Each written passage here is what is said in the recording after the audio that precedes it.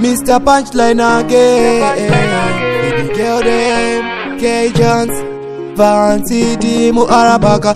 na wachanala. Wakatanga mna December baby remember kuda kunditonga kunge present kati beba pana chitsoti apa ndiri kutoda iri Christmas present come January ndikati no worry ukati remember February present confess wa waktaura uiwandisingaziwe invite kwa nani vale washindiani 14 February vale washindiani wada naramba fesi mnyawani wachaira kunitamiza chidodo vale washindiani 14 February vale washindiani wada naramba fesi mnyawani wachaira kunitamiza chidodo asiwa mboro wapale diani anotifale chimbo mirama jokes ayendo mafanisi unge boom chale tiri kuchengeta rora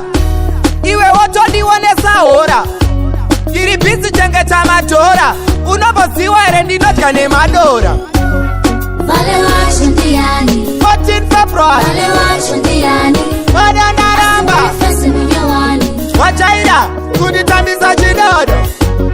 vale washindiani 14 February vale washindiani wada naramba fesi mnyawani wachaira kunditambisa chidodo wakatanga mna December baby remember kuda kunditonga kunge present kati beba pana chitsoti apa ndiri kutoda iri Christmas present come January ndikati no worry ukati remember February present confess wa waktaura uiwandisingaziwe invite kwa nani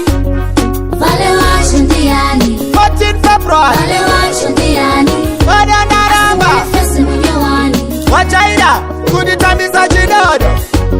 vale washindiani 14 February vale washindiani wada naramba fesi mnyawani wachaira kunditambisa chidodo asiwa mboro wapale diani anotifale chimbo mirama jokes ayendo mafanisi unge boom chale tiri kuchengeta rora iwe woto ndiwonesa hora tiri busy chengeta madhora unoboziwa ere ndinotya nemadora vale washindiani 14 February vale washindiani